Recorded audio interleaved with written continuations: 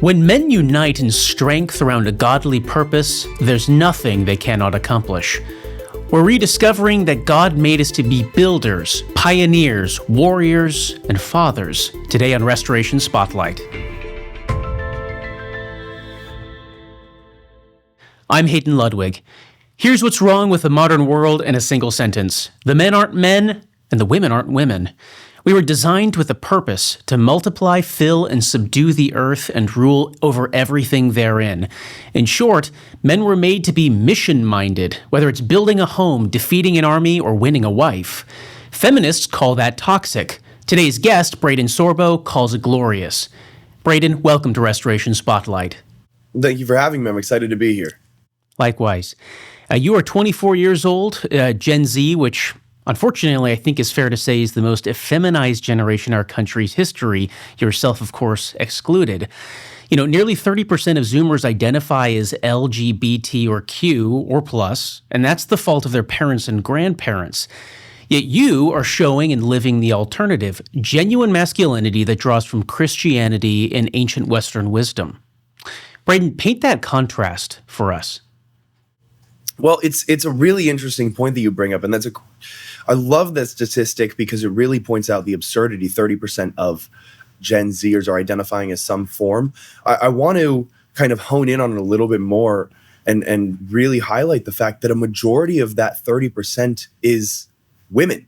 And so a lot of young women in Gen Z specifically have this kind of need to be accepted by a society or a group. And what they're noticing is a lot of acceptance, quote unquote, is coming from that kind of identity, sexual preference, etc. And so a lot of young women are unfortunately falling victim to this. And so I want to have a little bit of a caveat for the young guys, because through polling specifically Gen Z young men, we're the most conservative generation in the history of America, even more conservative than the founders or the generation that went and fought in World War I, II, the Korean, the Gulf, all of these wars. We have an opportunity with my generation. And so what I want to do and what I'm trying to do with my advocacy, with the books that I've authored, Embrace Masculinity, is really bring everything back to that core foundational truth, which is Christianity. I just saw a post on Twitter X today where somebody said something along the lines of there's no religion that really respects women. And I say, well, without Christianity, you wouldn't have women being upheld as equals in society today. No religion except Christianity respects women. And that's because in the creation of women, and this is one thing that I love to say because a lot of people don't necessarily think about it, especially non-Christians, is God created Eve last. He didn't create her as sort of a secondary thought or something that was just, I guess I'll give Adam, a partner to help do stuff. No. He created her last. He saved the best for last. He put the implication there is that the woman was supposed to be cherished. She was taken from the ribs, right? Not from Adam's foot so that he would kind of walk all over her, not from Adam's head so that she could lord it over him, but from his ribs so that she was next to him, right? Under his arm to be protected by him and next to his heart to be loved by him. And so Christianity at its core really is the idea that the genders are different. And that right there is enough to get me canceled in 2025. But men and women are different. And within Christianity, what we must do is we need to realize those facts. And if then, only then, we can uphold men and women to their unique respective roles with dignity. And that is the goal. That is what I am trying to really bring to my generation. You've done a great job illustrating how the Bible has been misunderstood. Being created last does not make you an afterthought. It makes you the crown. It makes you the glory. Man is the penultimate creation. Woman is the ultimate creation. But there's also, this idea, there's a big argument right now between the sexes over patriarchy. The left thinks that is a demonic, toxic word. But actually, it's simply a referral to hierarchy.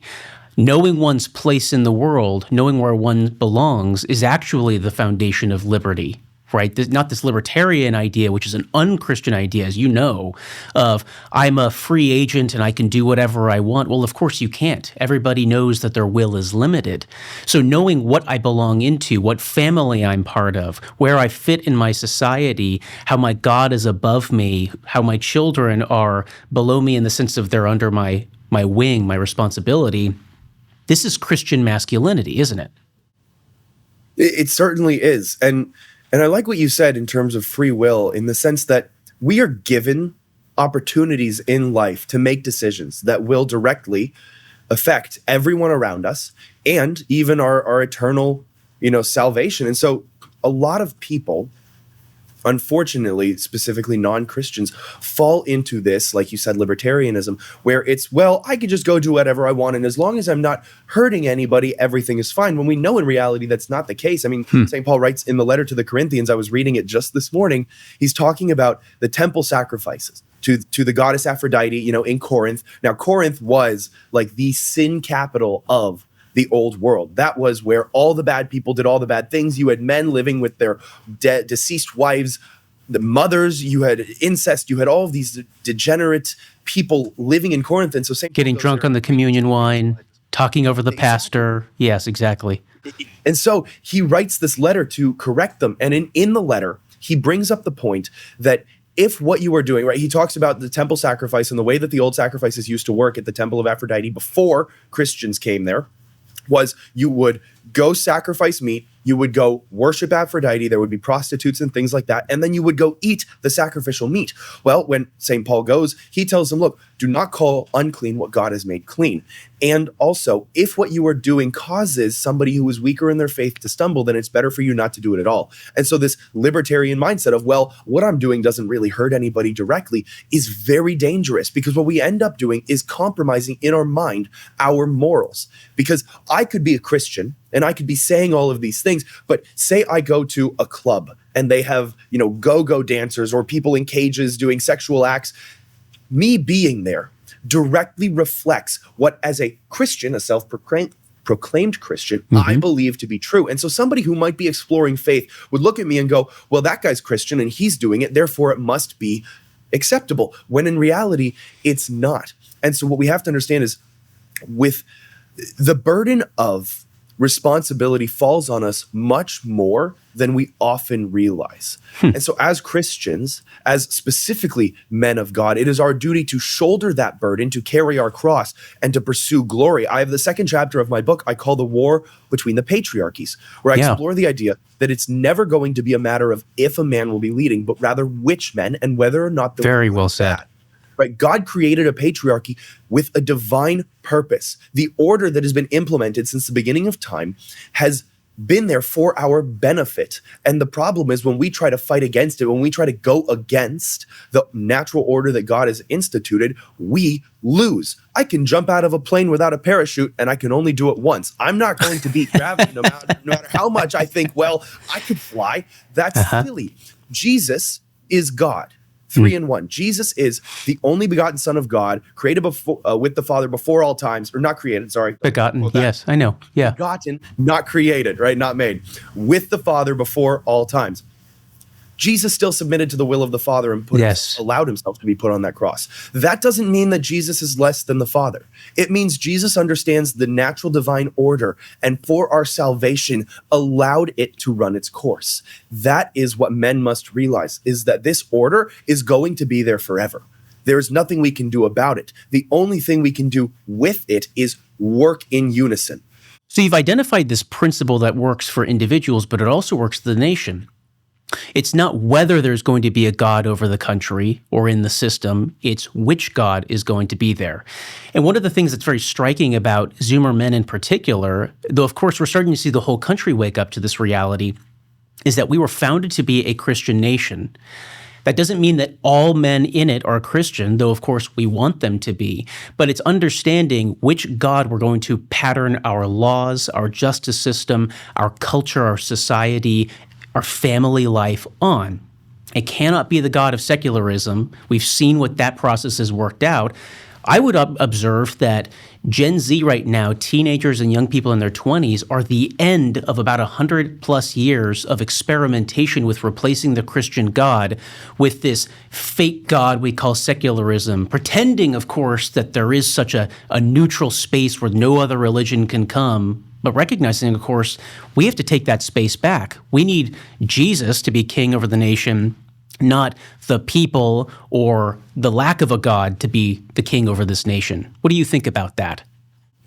Well, I wholeheartedly agree. I wrote an entire article discussing the revival of Gen Z, particularly even in older high church denominations, Catholicism, Orthodoxy, even some high church Protestant denominations like Lutheranism, Methodist, Presbyterian, Calvinism, as opposed to where a lot of young women are going, which is these massive evangelical or non-denominational concert churches. And so there is this desire, and it kind of falls right in line with what you were saying. For the past century or so, we've been trying to replace God. And frankly, throughout the course of human history, we've been trying to replace God, right? People have always lifted up different things to be idols, whether it be money, whether it be sex, whether it be drugs, or what have you. People have always attempted to replace God with something, but never has a nation been founded on God. And then the people in charge tried to change it. And so we haven't seen, because you go back to even the Roman Empire, right? Before Catholicism really started to expand throughout Rome, right? Jesus crucified, 33 AD. You have the final letter, the final book of the New Testament, the book of Revelation, written in about 90 AD. The Bible itself isn't necessarily fully compiled. We don't have the full, complete, defined canon of Scripture until the councils of Nicaea, Rome, and Carthage around 380 AD. And it's after that point that Constantine becomes Christian. He has a vision of God. And so he declares that Rome is going to become a Christian nation and follow the Christian teachings. And so all of these great nations that were incredibly powerful at one time became Christian. And, they ended up falling. That's how the history of the world works. But we haven't seen a nation quite like America in the sense that our founders founded it on Christianity and tried their best, frankly, to predict all of the different things that would come up, all of the stumbling blocks that other bad actors would try to put in the way. And to their credit, they did a fantastic job. Unfortunately, they couldn't foresee everything. And so what we have now is, like you said, over the past century, people have slowly been trying to usurp the God position and replace it with something else. And just like in Indiana Jones, when he switches a statue and swaps it with dirt, it doesn't work. Right? It's going to not, it won't weigh the same. And so you're going to end up triggering the booby trap and screwing yourself over. And so you have this revival. The Diocese of Los Angeles, the Catholic diocese, had an uptick of 34% in catechumens from 2023 to 24. 2022 to 23 was also like 30%. This year, they're expecting another 40%. More people in London and in the United Kingdom as a whole are attending church than ever before. Right? So you have this massive revival, particularly with the youth who've realized replacing God doesn't work. There is no greater love that you can find in your life than allowing yourself to follow God, right? Everybody tries. They do. Everybody wants to do it on their own. They think that they can. And what they eventually realize, if they're smart enough, is that you cannot.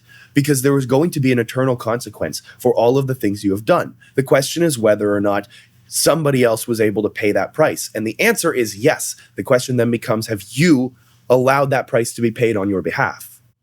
You've kind of put your finger on this, but there's a growing divide between the old 20th century and late 19th century flaccid, more moderate, or even liberal church that's attracting absolutely nobody, least of all 20-year-olds.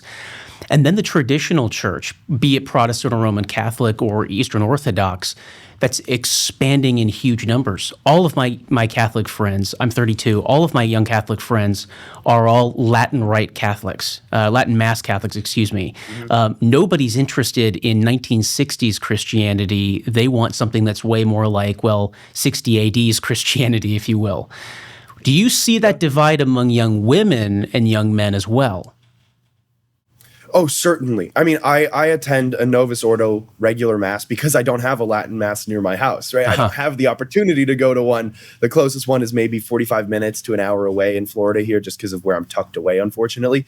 But a lot of the young guys that I know, I mean, my little sister just joined the catechism classes, and she plans on getting confirmed at Easter, right? My dad was raised Lutheran, and so he was sort of Catholic light. So he, is ambivalent to it all. My mom was raised Jewish, and then she became non-denominational. And so she's searching, she's trying to find, but she doesn't relate to any of the massive non-denominational churches. I mean, we went to a church when we first moved to Florida. We were still evangelical Christians, and we attended this church shortly after the 2020 riots had taken place.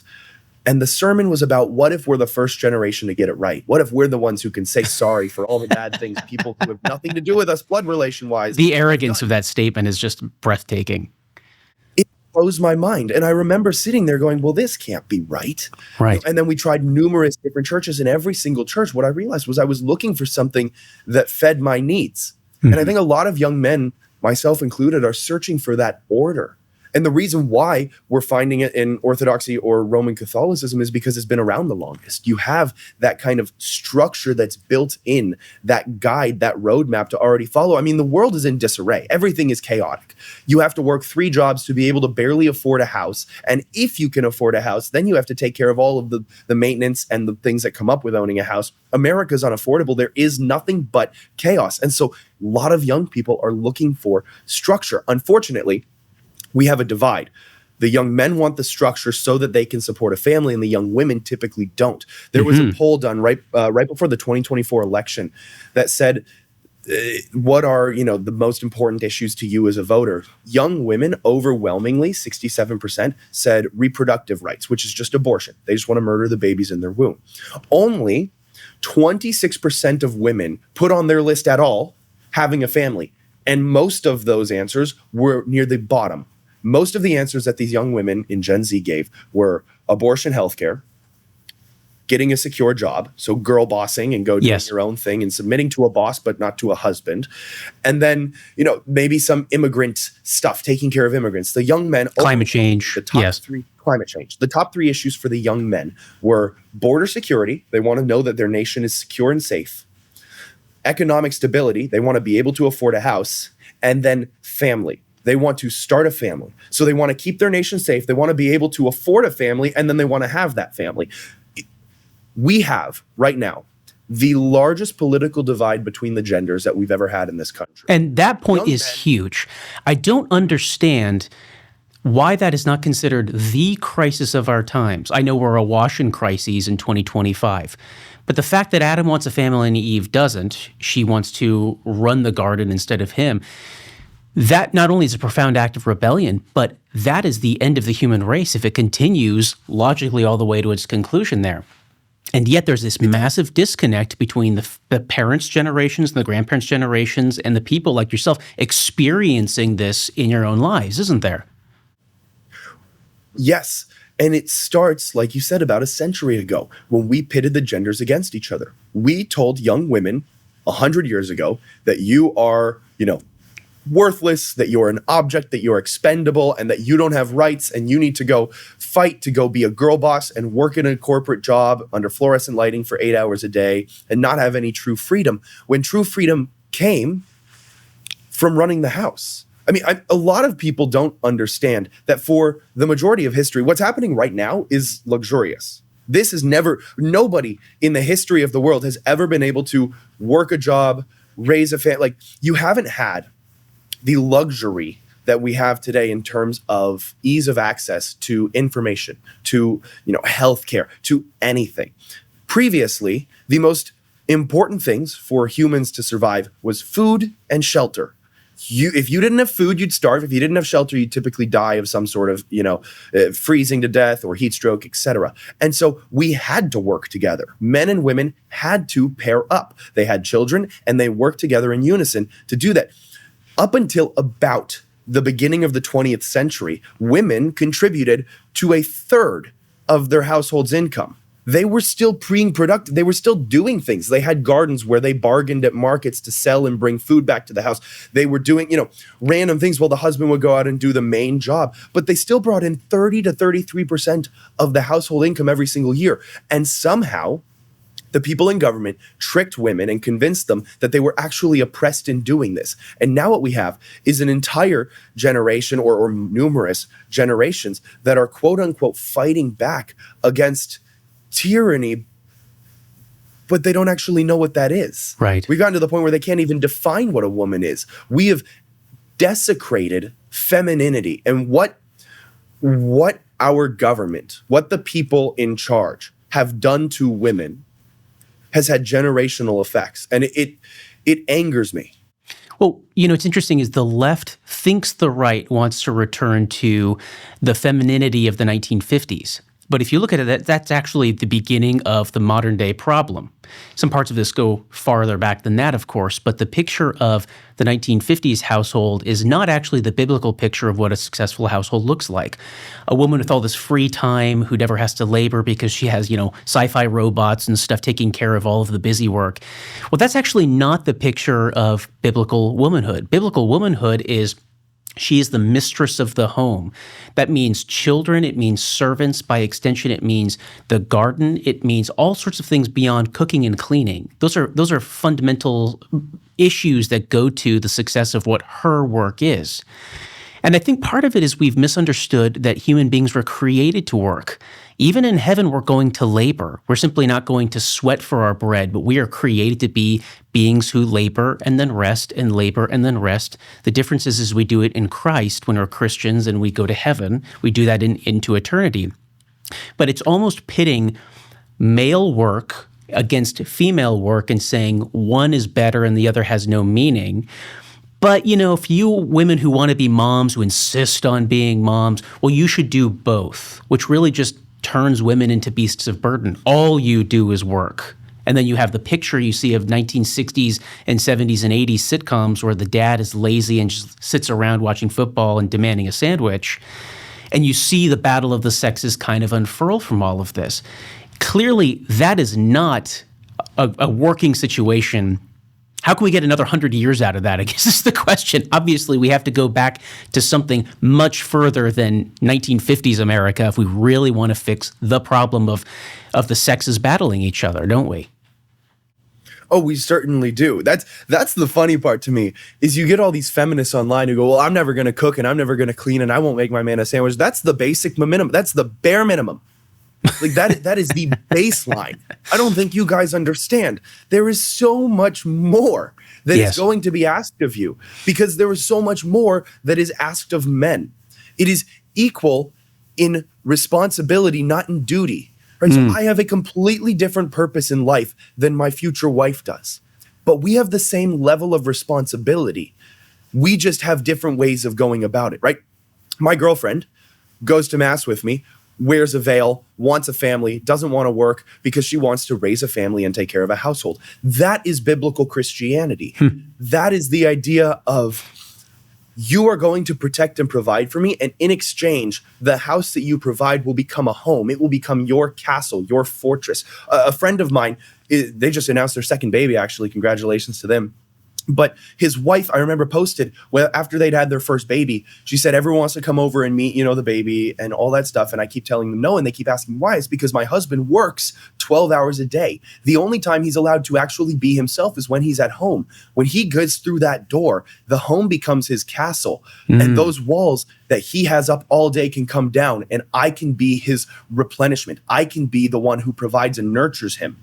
So if I have people in my house, he can't put his walls down until they leave. He can't fully relax until they're gone. And so no, unfortunately, as much as I would love to have people come over and see my baby, my husband takes priority, and I'm going to make sure that he is taken care of because he's the one who takes care of me. That is a biblical marriage. Those are two people who've entered into a sacred contract, understanding that their roles are different, but equally important. The husband gets up and he works from the crack of dawn until the sun sets, and the wife is there taking care of the house the entire time. She's not just sitting there watching TV for 12 hours waiting for him to come back. She is running the garden, taking care. They have animals. They have chickens and goats. She's taking care of the animals. She is providing the inner nourishment of the house while he makes sure the bills are paid. And because of it, their marriage is happier than most of the marriages I see today. But people can't seem to wrap their head around that fact because they've been mentally subverted into thinking that is oppression. Yeah, you even see this in Genesis when God creates Eve. She's described, and there's no good English word for it. So you see, I think in the King James, it's helpmeet, or, like as an MEET. But equal helper, the actual Hebrew word, ezer, means a person who is not the captain, it's the number two, without whom the mission cannot be a success. And you see this. Adam is charged with going and having dominion over the world and filling it, multiplying it. Well, he can't do that by himself. So he has somebody who's created to be his ezer, his perfect helpmeet, to fulfill that whole mission. And it sure seems to me when we look at the problem of TikTok, Instagram, and the divide and what it's done to a lot of young women's mental health, you kind of see the traditional problems of the male tendency to fall into laziness, right? That's constant temptation for men, but also the female temptation to want to assert the male's job, to take over the male's job. I don't want to be number two. I want to be number one. I want to be the one who's leading because you're not doing the leading. You see this play in and out. It's our worst tendencies because of sin. And I wonder, do you see that kind of playing out with the social media explosion where you see a lot of young women who are experiencing very intense FOMO, very intense vanity problems based on how do I look? Am I missing out? Am I living my best life now? Because it sure seems like those are almost targeted platforms towards exploiting those tendencies that young women naturally have. Oh, without a doubt. I love, is there means, like you said, helper. And I'll use the word helper just to simplify for what my analogy will be. God calls himself a helper of Israel over 100 times. If being a helper means you're secondary, then God is secondary, which is a crazy statement. Everyone knows that would be ridiculous. Yes. So helper just means one who does for another what he cannot do for himself, right? Very similar to what you said, helpmate, the one who helps accomplish the voyage, who without would not be possible. And it is the curse. It is in Genesis 3, when God says, you're going to toil in the fields, that's the curse that men have, right? You're going to have to toil, you're going to have to work, and you're going to want to be lazy. And then he says to women, your desire will be to rule over your husband. So he points it out. Currently living out the pinnacle of the curse, because obviously, like I said, throughout the history of the world, we've had to work together. You've had to have complementary roles between men and women in marriage for the survival of the human species. But in America, that's a luxury now. And so, yeah, you can live out the desire to dominate the male counterpart as much as you want. The problem with social media, and this is ironically coming from a social media creator, I hate the word influencer, I don't like to say it, but like influencer, someone who has a platform online, is social media is targeted to make you feel inferior. That's why relationships aren't successful anymore. We have dating apps that produce this image as if love, true love, the one you see in the rom-com movies that are totally realistic and not at all, written for entertainment, the ones where the guy gets the girl at the end of the story and she goes and does a bunch of crazy degenerate things, but then she comes back and he still loves her and wants to be with her forever. And it sets this precedent that you can do whatever you want, and no matter what, you'll always find true love. And no. You have temporal, the difference is you have eternal and temporal consequences for all the things you do. So everything I do is going to have an eternal consequence where my soul will end up, but it will also have a temporal consequence. What are the immediate ramifications of what I'm about to say, think, or do? And so with social media, we have convinced a generation of people that they can go out and party, they can go do whatever they want, and they will still find true love at the end of the day. With social media, we have told them that the next best thing is right around the corner, to never be content with what they currently have, because the perfectly procured couple that you see on Instagram traveling around the world and doing all these amazing things, showing the highlight reel of their life, the best possible moments, is something that you can have. And so the fact that you just got into a fight with your boyfriend means he really isn't the one for you. So you guys should break up and move on to somebody else. We've taught people to never be happy. And then we tell the young men, right? That's the message that the young women receive, is the next best thing is right around the corner, never settle. Settling is the big word. You have people who, and this is going to be crass, you have people who in reality are like 5s and 6s, who think that they should be with somebody who in reality is objectively an 8 or a 9. And so when that doesn't happen, because obviously that won't happen, a guy who is a degenerate, who's an 8 or a 9, will sleep with people. That's like, he's going to do that because he's a degenerate. This is not condoning of this behavior. This I understand. Yes. But he will sleep with the 5 or the 6, who will then get the idea that that is the type of man that she can settle down with, when in reality, it's not the case. And so a lot of marriages, you have women who are conventionally moderate, not necessarily unattractive, settling in their mind with the man who really matches them correctly. And they take that marriage for granted, thinking they could always do better, reminiscing on the past. And that's what leads to the high divorce rates that we have. We have this society that teaches you to never be happy and to always be searching for the quote unquote next best thing. Now, for men, we've taught them that they're incredibly useless and that they're replaceable. Like you mentioned with sitcoms earlier, the husband sits on the couch and is lazy, demands a sandwich. He is just there to laugh at, to mock, because he's an idiot. He's ridiculable. And so what that tells young men, and even more so online, because when you get videos of girls filming themselves wearing nothing in the gym, calling the guy behind them a creep because he was simply on his phone and he like looked up and he happened to catch a glance at somebody, getting blasted by 500,000 people in the comments, you tell men never to approach women. When girls are telling their dating stories, and it's the most basic thing ever, but they lead it out to be as if this person basically assaulted them, guys become afraid to talk to women. 45% of men aged 18 to 25 as of this year have never approached a woman in real life. We're not talking to each other. And so one thing to note is the amount of sex that is being had in America, or in the world really, specifically in Western countries, is still the same. But the amount of people that are having it is not. The top 10% of men who are not Christian, who are not living by faith, are the ones who are currently practicing the act of procreation, but not necessarily procreating, if they're, you know what I mean? Like, yes, of course. Yeah. The amount of women are still engaging in this activity. And so men are not getting the opportunity to approach women, to pursue them, to marry them, and then procreate with them, because obviously those are the steps that you're supposed to follow. And so what we're telling young women is that they always deserve the very possible best, even if they refuse to take accountability, even if they refuse to become the best for themselves. I've always said, and people have told me for the longest time, that my standards are too high. It's unobtainable. You'll never meet someone like that. Well, I meet my own standards. So clearly it's attainable. And guess what? I found a girl who did as well. Right? And so I understand that I'm an outlier because relationships suck for Generation Z. I get it. I understand. And at the same time, the fight that we take up as men, specifically in Gen Z, but as men in America, and even more specifically as Christian men in America, the fight that we take up is not to fall complacent to the world. I was just in Norway and I saw a church. It was the oldest Lutheran church, formerly Catholic and then converted to Lutheranism, oldest Lutheran church in the country of Norway. And they had pride flags out front, but they were on the street in front of the church, not connected to the church. And so I went up and I said, I see all these flags and they're lining the street. They're going all the way down. Are they part of the church or the city? And the guy said, well, they're part of the city. And I go, interesting. Okay, we're good. And so I said, but so you guys were okay with them placing them there, or did they kind of force it? They go, no, we're okay. We have gay marriages here all the time. Oh, wow. Immediate drop. And the man made the point, and I can't even call him a man. The immature child made the point that the church must conform to the times to become acceptable to people.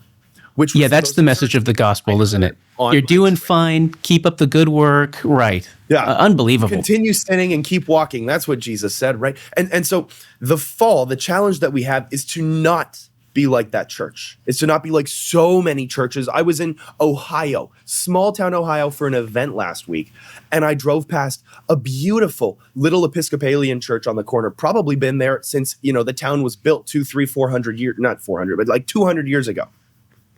Pride flag with trans, the brown stripes, whatever that means, all of the different possible stripes right out front. We have allowed the church to be infiltrated and destroyed. And so the call for Christian men is, one, obviously not Bible alone. Jesus said, gather in my name, go to church, get there, become involved in your community, 100%. Read your Bible too. But go there. Where two or more are gathered in my name, I am there with them. Go be in the community. Do it.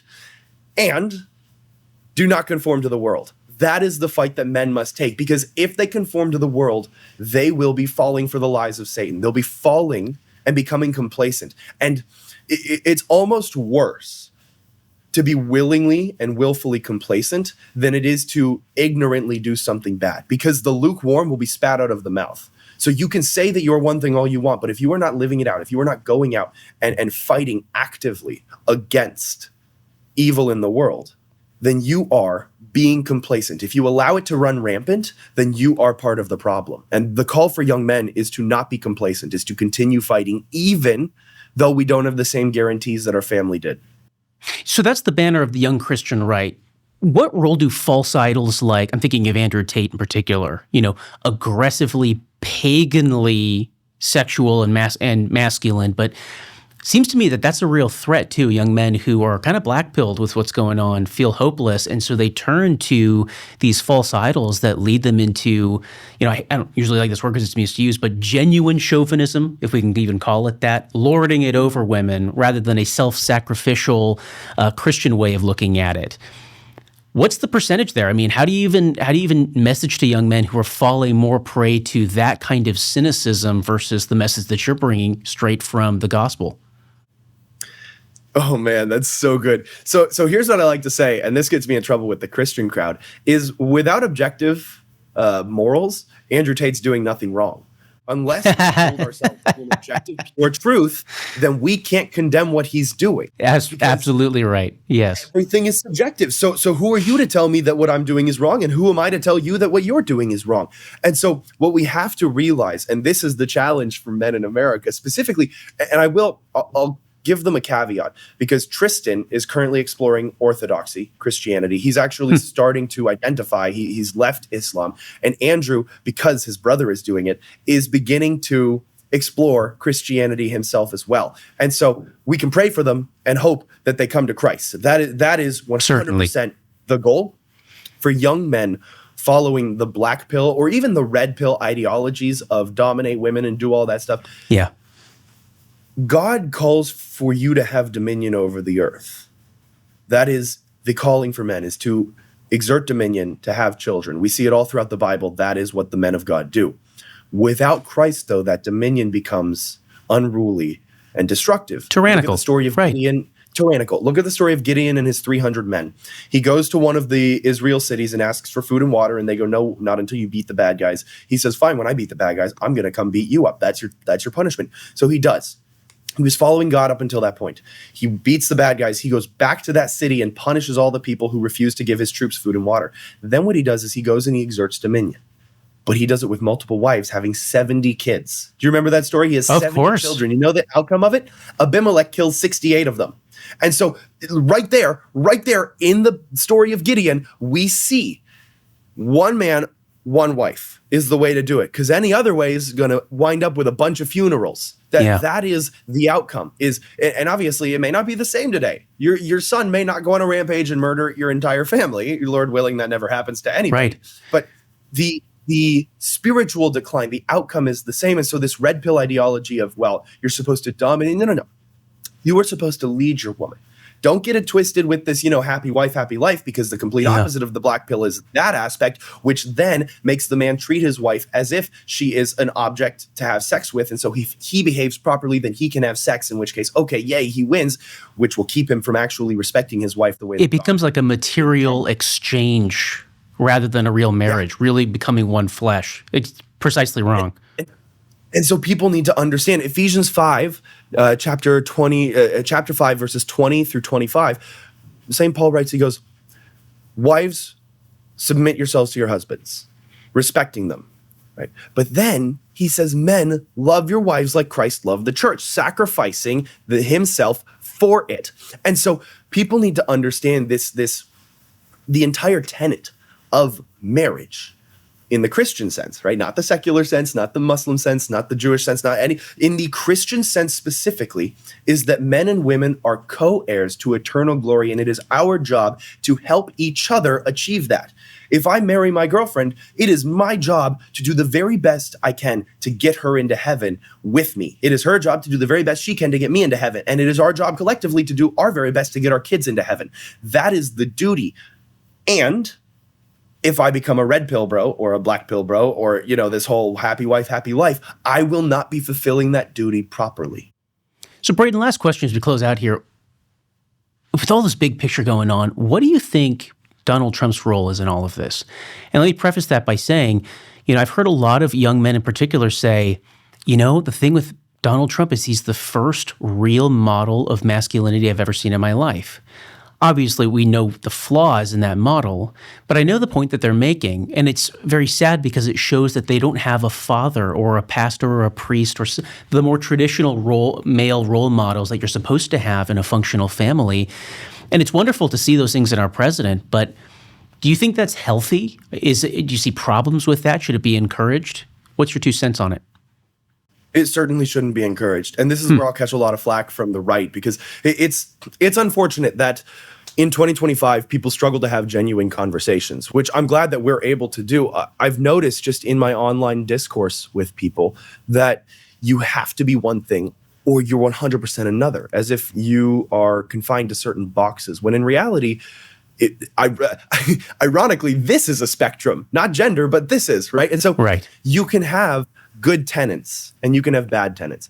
The problem that I see with pedestaling Trump as a figure of masculinity, not as a president, but as a figure of godly biblical masculinity, is numerous marriages, is undoubtedly degeneracy. And so I wish that people could look up maybe in a business sense, but not a moral sense, right? I don't have to agree with someone's morals to say, yeah, I would rather he leads the country over Kamala Harris. You know what I mean? And so my endorsement of him leading the country over Kamala is not an endorsement of his morals, nor is it an endorsement of his history. It's an endorsement of his business, which is the thing that I voted for him. I wish, frankly, this is a random caveat, I wish that he was more like his 2016 version than he is right now, because now he's sort of like playing the DC game, whereas in 2016, he was just kind of some old dude yelling angry things and he was trying to build the wall. I wish he was a little bit more aggressive even, because that would be a better model of this fighting against tyranny, this fighting against the swamp in DC that a lot of people are sort of seeing with him.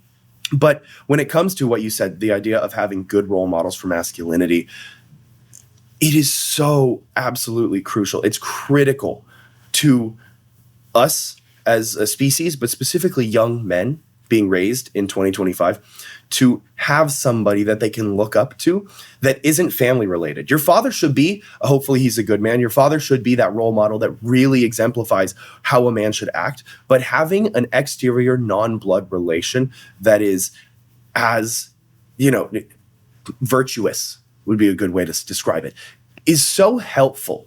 Because Proverbs, I think it's chapter 26, I don't remember the verse, says, teach a child the way he shall go and he will not depart from it. Exactly. But how much stronger is that child's faith going to be if he has numerous masculine role models, right? If the father surrounds himself with good men, good godly men, if the church that they go to, if the priest is a good godly, priests tend to an entire flock of their congregation, right? And so when I go to mass, my priest, Father Daniel, it is his duty to make sure his congregation, the parish, is surviving and is thriving, is being taken care of. I can look up to that and go, that is a man who cares about God and is willing to put his entire life in God's hands to take care of a parish of people. And that is masculine, that is sacrificial. The things that he has had to sacrifice to get to that position, to take care of people, all godly things, I'm sure, really exemplify that tenet of masculinity, which is responsibility. He is actively saying every day of his life, I am taking responsibility for these people because I care for them and I want them to get into heaven.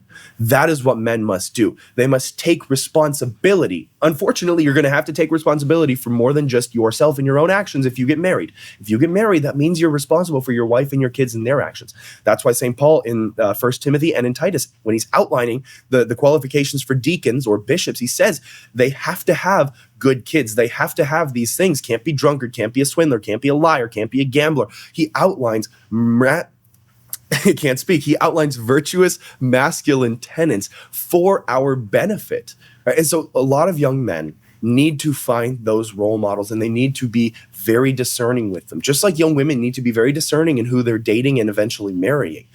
Both of the genders have different responsibilities, and it is crucial in how we act them out.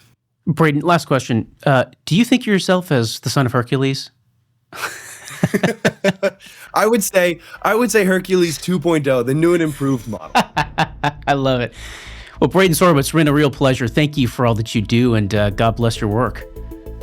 Thank you. And if anyone wants to follow me, they can check out the work I'm doing. It's at Braedon Sorbo on any and all social media platforms. X or Twitter is where I'm most active, as well as Embrace Masculinity, lifting men up in a world that pushes them down on sorbostudios.com. All right, folks, you got your marching orders. Braedon, thank you again for joining us. Thank you. I'm Hayden Ludwig, and this is Restoration Spotlight, a project of Restoration News, your source of headline-smashing investigative journalism for the America First movement. Check us out at restoration-news.com. Until next time, stay vigilant and trust in God.